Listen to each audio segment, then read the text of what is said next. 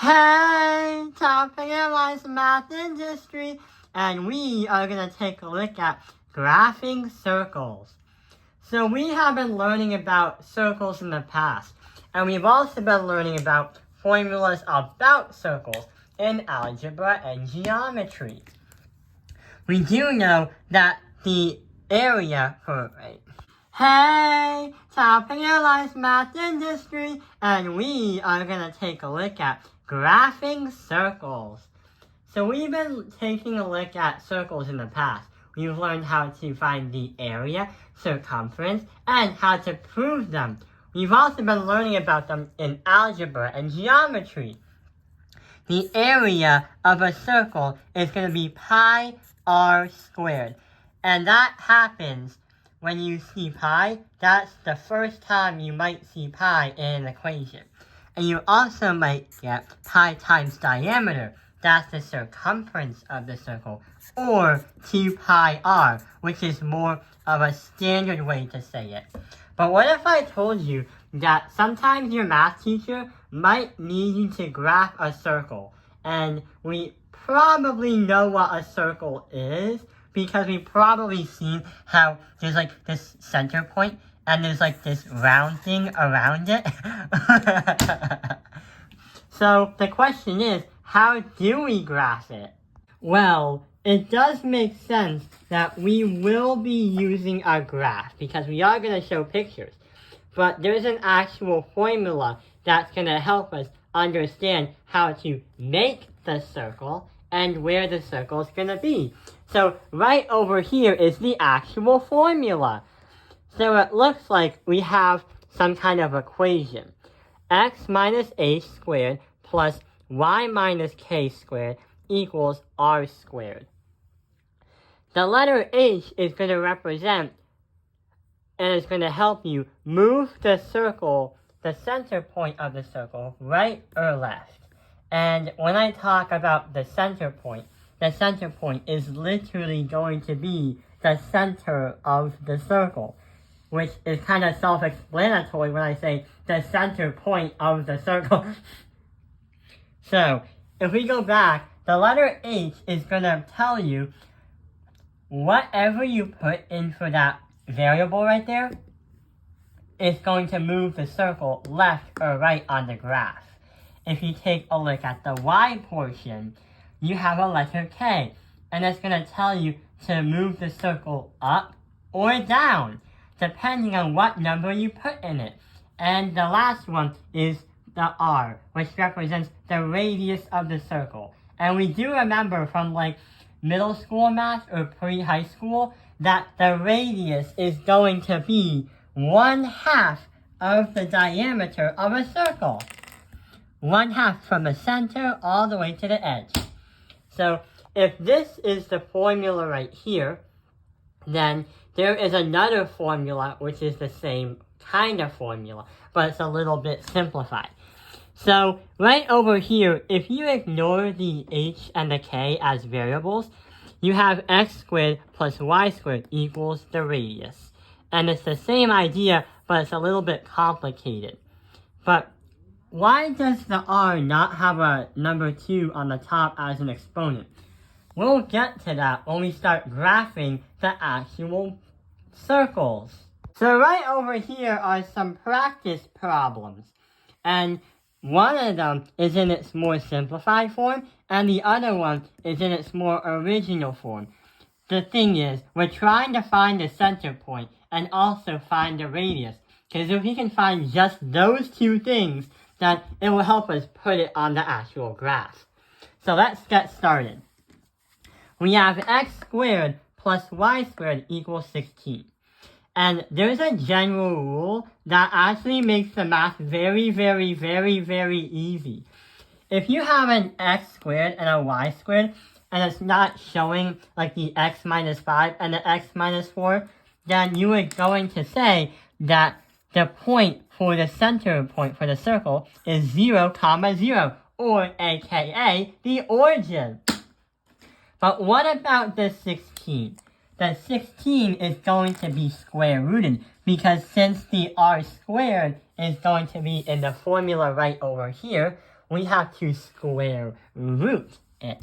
So 16 square root is going to be 4. So we need to create some kind of circle that has a center point at the point 0, 0 and has a radius of 4.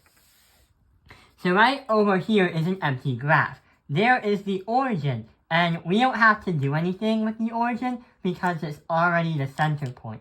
But what we can do is write 1, 2, 3, 4, 1, 2, 3, 4, 1, 2, 3, 4, and 1, 2, 3, 4.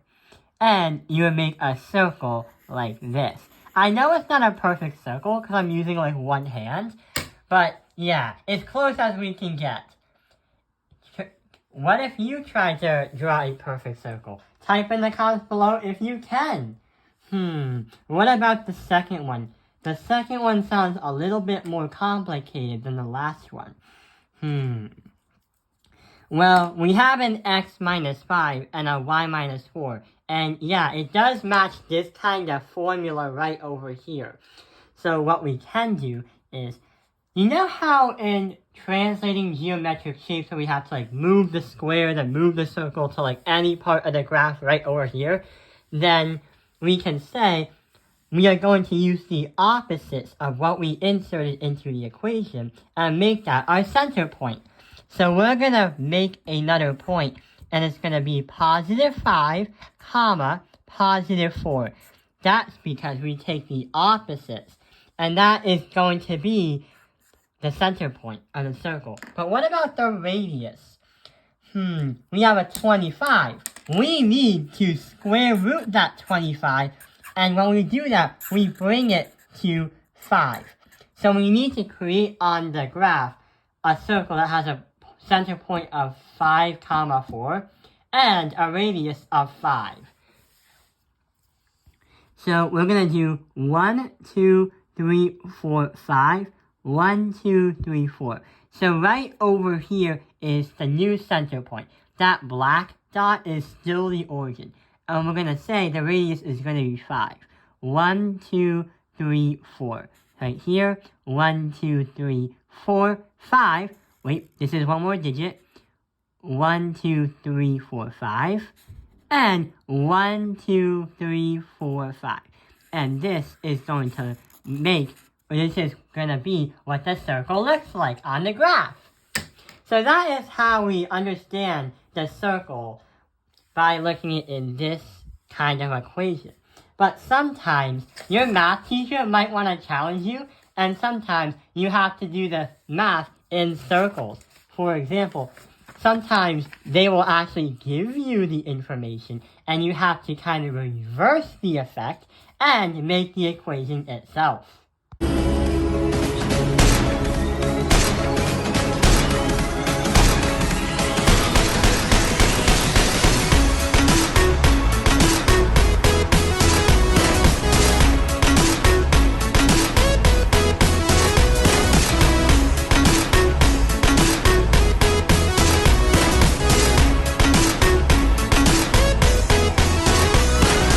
So let's start over here. We have a center point of 2, 4, and we have a radius of 4. What are we going to do? Well, we do know that we have to use the opposites of what we put in. So we're going to say x. We're going to say the x is going to be subtract that by the 2 in parentheses, squared. Then we have to add that by the y, subtract that by the 4 in parentheses, squared. And that is going to equal, we have a radius of 4, but since we're trying to reverse the effect and build the equation instead of solving the equation and graphing it, we are going to have to square the 4. So 4 squared is 16. So this is going to be what the equation would look like when you have a center point of 2, 4, and a radius of 4. What about this one right over here? We have a center point of 3, 0, and a radius of 3. Well, what we could do is we can write x minus 3 in parentheses squared, and then y minus 0? That makes no sense. Do you remember that rule where every time you have a 0, you just use the formula above, where it's just a number or a letter and a square? So in reality, it's supposed to be x minus by 3, then we add by y squared, because it's a 0 and nothing happens. And that is going to be equal to 3 squared is going to be 9. Not 3 times 3 is 9. And that is how we build the equation when we have the information. And that is also how we can visualize graphing the circles on a graph.